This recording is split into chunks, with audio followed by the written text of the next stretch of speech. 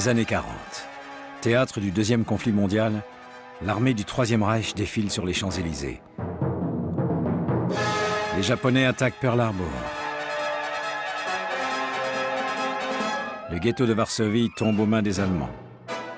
Le 4 février 1945, à Yalta, Roosevelt, Churchill et Staline préparent le nouvel ordre mondial. Le 6 août de la même année, Nagasaki et Hiroshima découvrent l'horreur de l'atome.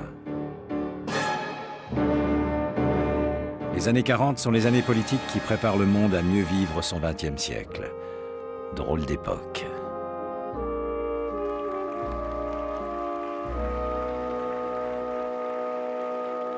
L'art et la culture deviennent plus engagés et plus militants.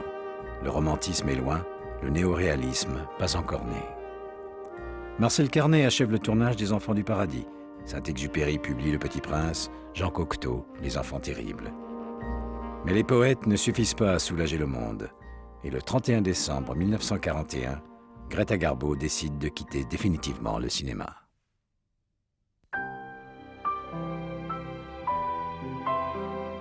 Après 3 mariages ratés, Bogart trouva enfin le bonheur dans les bras de sa jeune coéquipière. Mais le destin les foudroya tous les deux quelques années plus tard.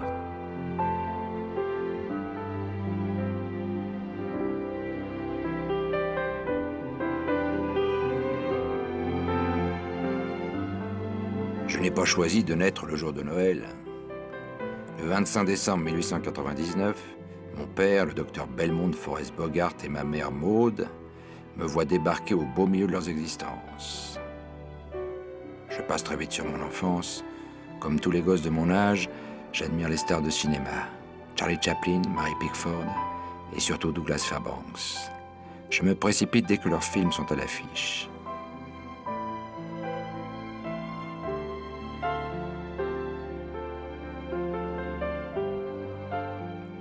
Mon père m'apprend très tôt à jouer aux échecs et à barrer son voilier. 2 passions qui ne me quitteront jamais.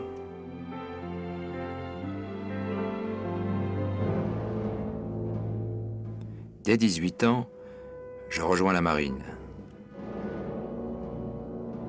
C'est là qu'un jour, le destin me marque de sa première empreinte. Je raccompagnais un prisonnier à sa cellule lorsque soudain il me frappa au visage pour s'enfuir.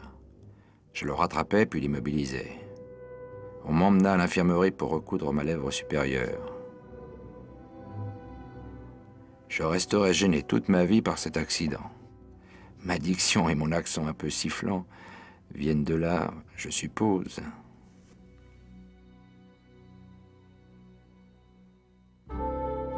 À ma sortie, ne sachant pas trop quoi faire, une amie de mon père, l'actrice Alice Brady, me propose de gérer l'organisation de ses tournées théâtrales.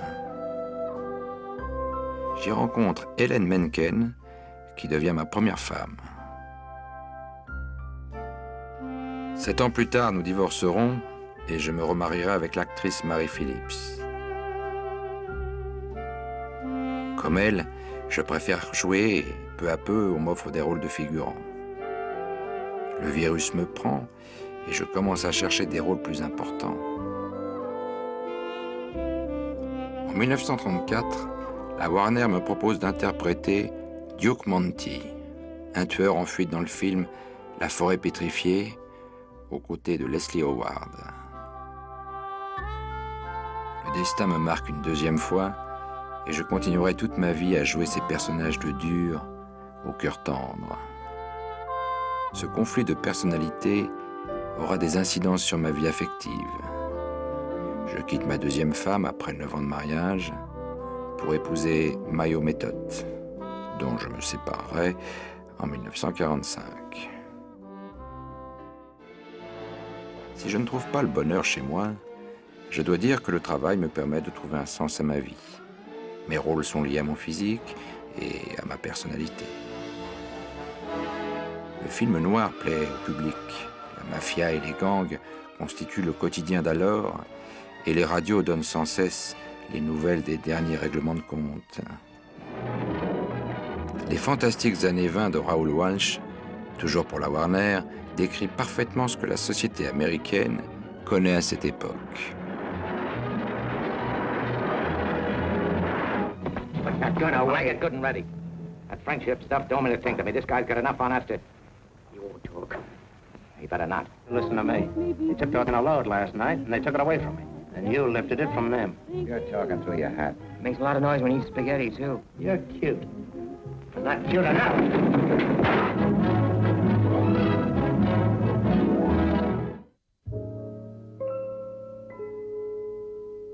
Humphrey Bogart est un paradoxe. Ses rôles lui collent à la peau, à moins que ce soit lui qui impose ce genre de personnage à l'écran. On a du mal à imaginer Bogart dans une comédie.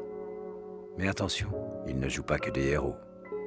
Dans La Légion Noire d'Archie Mayo, il est Frank Taylor, entraîné dans une secte en bordure du Ku Klux Klan, qui commet méfait sur méfait, se brouille avec sa femme et tue son meilleur ami. Soldier of the Black Legion, you see before you an instrument of death. We give you this half as a symbol of our trust. The other half you will receive the day you betray that trust. You've been lying to me. Don't you call me a liar. You are, Frank. You did have something to do with all those terrible things. You and those new friends of yours. You shut up about my friends. I won't. Only a bunch of dirty, contemptible cowards would do a thing like that. Why, you... They'll kill me for telling you. Them Black Legion guys don't fool. I'm not fooling either. You're going to quit that gang. I can't get out. Nobody ever lived to get out of the Legion. Stop him! Don't let him get away! Don't let him get away!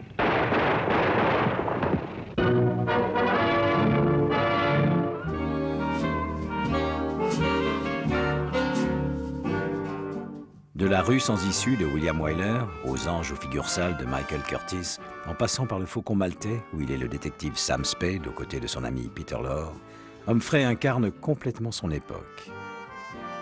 Il est célèbre, riche, entouré de jolies filles. Pourtant, Bogart n'est pas un homme heureux. Jusqu'au jour où Howard Hawks, le metteur en scène du Port de l'Angoisse, lui présente sa nouvelle partenaire, Lauren Bacall.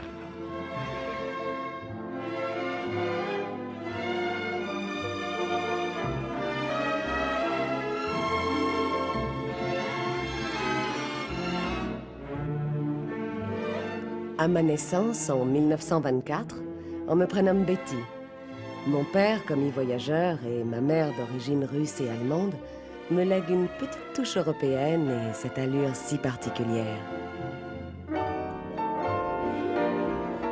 Mes parents divorcent très vite et je reste avec maman, qui me laisse développer mes penchants naturels, d'abord pour la danse, puis le théâtre, et enfin le cinéma.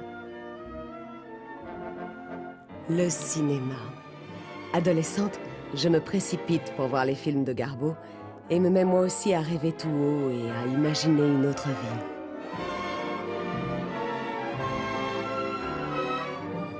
De figuration en petit rôle, je dois attendre 1943 pour trouver enfin la lumière qui éclairera ma route. Je fais la couverture du magazine Harper's Bazaar. Slim, la femme de Howard Hawks, me remarque.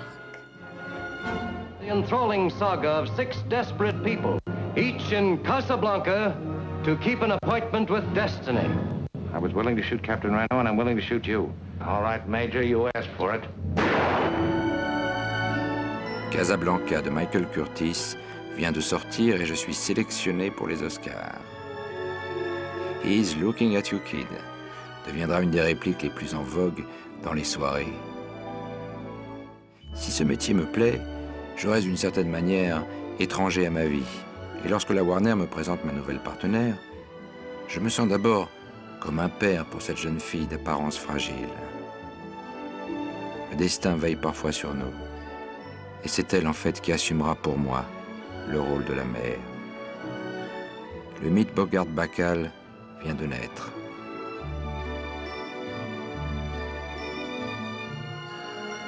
Après un divorce difficile, avec Mayo, ma troisième femme, je demande Lauren en mariage. En fait, elle a su me convaincre que sous la fange, on pouvait parfois trouver une oasis de pureté et de fraîcheur. Je suis à la fois son mari, son père et son fils. Elle est ma femme, ma fille et ma mère.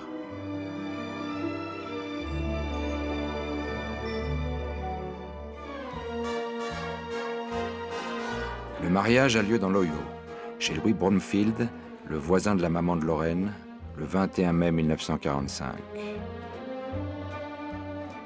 Nous respectons la tradition et je ne découvre la mariée que lors de la cérémonie. Lorraine porte une magnifique robe blanche et ses cheveux blonds glissent comme une cascade sur ses épaules. Elle m'a déjà apprivoisé. Je me sens comme un papillon qui vient de sortir de sa chrysalide. Tout semble nouveau et le monde a comme un goût de bonheur. Je commence à mieux m'accepter et la raison de cette métamorphose s'appelle Lorraine. C'est le juge Chetler qui officie, et lorsque ma nouvelle femme lance son bouquet d'orchidées, je sais que cette fois-ci est la bonne, et mes yeux laissent échapper des larmes de joie.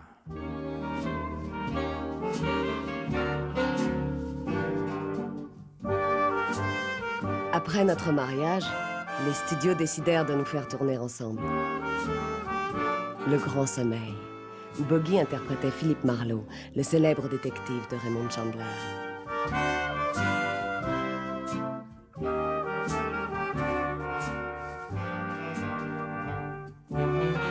Puis vinrent Les Passagers de la nuit, de Delmer Daves.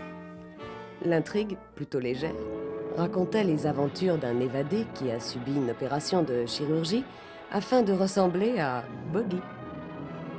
Ironiquement, il souffrait de ses problèmes de santé, et cela se sent à travers son personnage.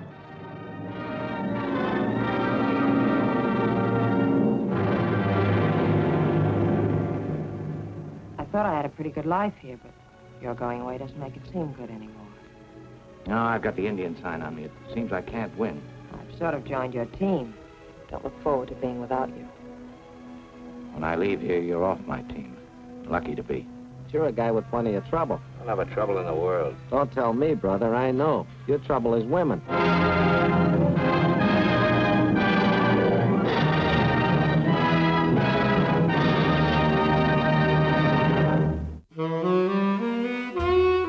Puis, vint Quel Argo, de John Huston, notre dernier film ensemble. Bien qu'en fait, je mis ma carrière de côté pour le suivre sur le tournage de La Reine africaine avec Katharine Hepburn. Malgré son physique émacié, Catherine tenait plus le coup dans ces contrées sauvages que l'ensemble des membres de l'équipe. Bogey et John ne risquaient rien. Ils ne buvaient que du whisky, tuant ainsi tous les germes tropicaux.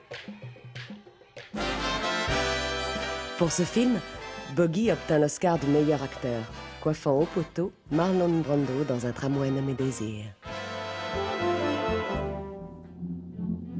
Si son ange l'accompagne partout, Bogart retrouve avec plaisir John Huston pour le tournage du Trésor de la Sierra Madre. Ce film n'entre dans aucun genre connu, et la Warner mise sur son acteur et la promotion pour lui assurer une bonne sortie.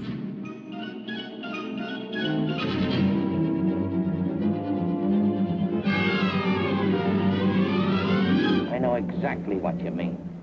You want to take it all for yourself and cut me out. I know you for what's more. A long time I've had my suspicions about you. Now I know I've been right. So that's your stinking game, is it, informing? I knew you was an informer. I knew it all the time. Take a look down that mouth. This means all our funerals. What's that? If I'm right in what I'm thinking, may the Lord be with us. They're not soldiers, they're bandits.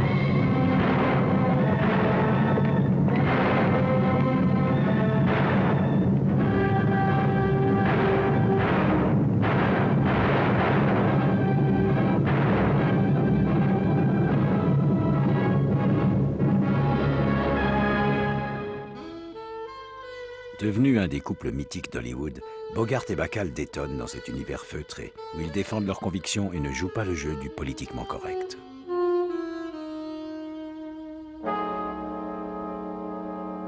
Le 24 octobre 1947, ils se rendent à la Maison-Blanche en compagnie d'une cinquantaine de leurs amis acteurs, afin de manifester contre le comité d'investigation mis en place par le sénateur McCarthy, qui combat la propagande communiste des studios.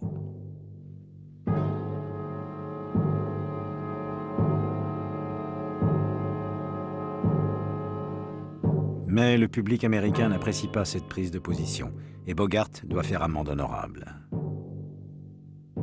Ce qui est accepté lorsque le couple annonce la naissance d'un petit Bogart Junior. Lorsque Steven, notre fils, vit le jour, On eût dit qu'une facette cachée de la personnalité de Boggy faisait soudain surface.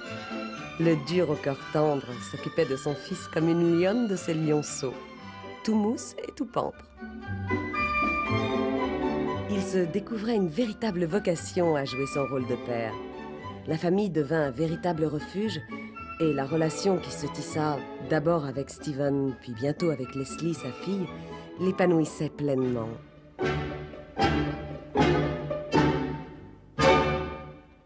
Ses enfants étaient pour lui une perpétuelle source d'émerveillement et il semblait avoir trouvé un véritable sens à sa vie.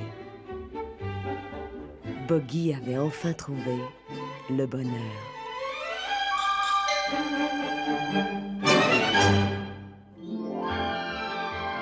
Betty et les enfants m'apportaient enfin l'équilibre qui me manquait. Tout fonctionnait à merveille. Connu dans le monde entier, j'étais la première ressource financière de la Warner. Je pouvais imposer mes conditions et je décidai de monter ma propre compagnie de production qui portait le même nom que mon voilier, Santana. Mon premier film, Les Ruelles du Malheur, fut un véritable flop. Le deuxième, Tokyo Joe, s'insérait plus dans l'esprit des films d'alors.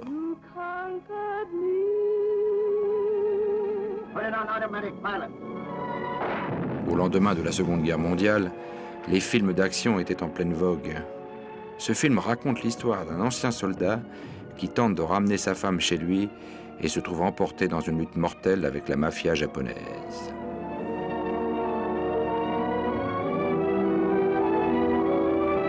Try to make a run for it. How much time have I got? I don't know. Did he tell you this? Of course not. If I can only get to that plane. Come on, you know where Kimmer is. You know where he's holding that child. Why don't you tell us? This is Ireton. You're operating under military law, Barrett. Have you got the kid? Proceed directly to Haneda. That's an order. Have you got the kid?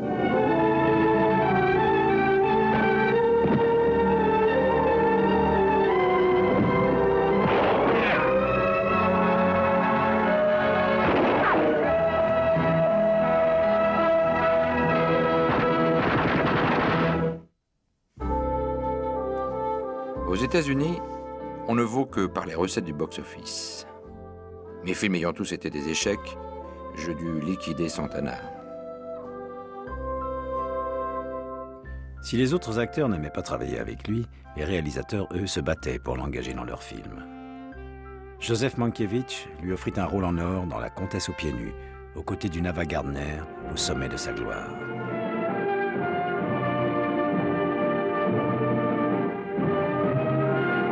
The Barefoot Contessa will shock you, provoke you, excite you, as no motion picture before it ever has.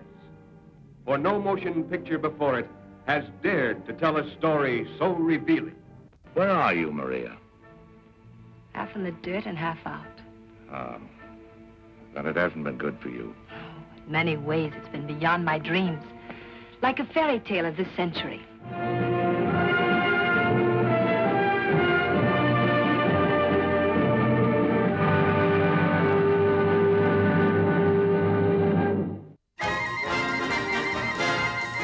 En revanche, pour le tournage de Sabrina, Billy Wilder aurait préféré Cary Grant dans le rôle principal, mais ce fut Bogart qui en hérita. L'unique comédie qu'il tourna fut acclamée par le public, et lors de la première, ses querelles avec William Holden semblaient oubliées. Non, décidément, Humphrey Bogart ne comptait pas que des amis dans la belle ville de Los Angeles. J'ai toujours su m'occuper de mes ennemis. Hollywood est une fosse où il faut savoir se protéger. Le succès fait des jaloux et la célébrité rend les autres amers. Le public, lui, a toujours perçu l'homme vrai caché derrière mon image de héros cynique. Des années après ma mort, on continuera à aimer mes personnages. Des générations d'hommes et de femmes continueront à sourire en entendant mon ange susurrer à mon oreille. Tu sais comment on siffle, n'est-ce pas? Tu rapproches tes lèvres et tu souffles. On sortira même des timbres à mon effigie, et plus tard, bien plus tard, on me fera revivre dans une pièce de théâtre sur Broadway. Non, Les vrais durs ne meurent pas, les héros non plus. Mais les maris et les papas, oui.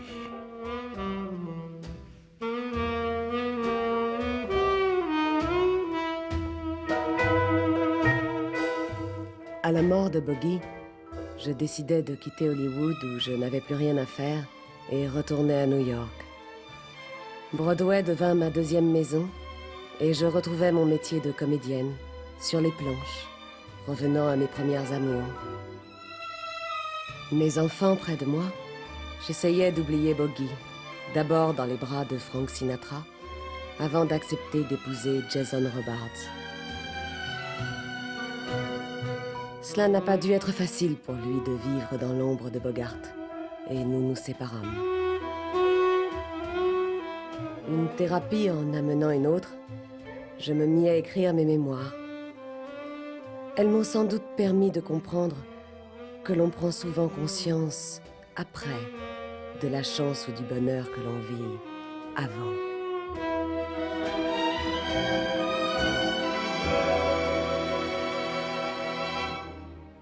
Il faut parfois le recul de l'expérience pour réellement assimiler son passé.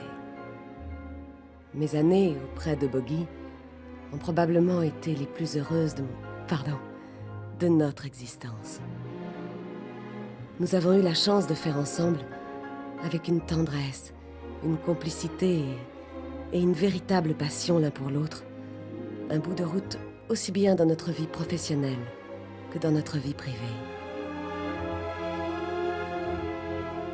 Il faut goûter et vivre ces moments avec toute la force et l'énergie du désespoir, tout en essayant de garder l'insouciance et l'inconscience de la jeunesse. L'exercice est difficile.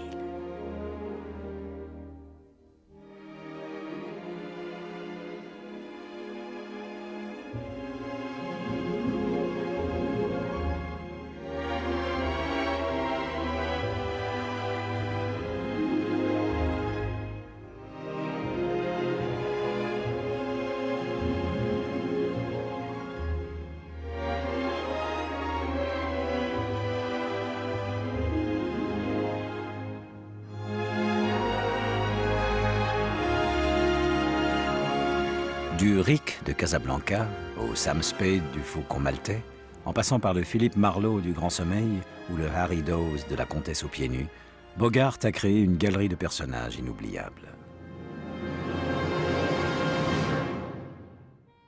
Il sut les rendre humains, touchants, sensibles et réels. Ces interprétations leur ont apporté une densité et une existence presque tangibles et sont tous entrés dans la légende.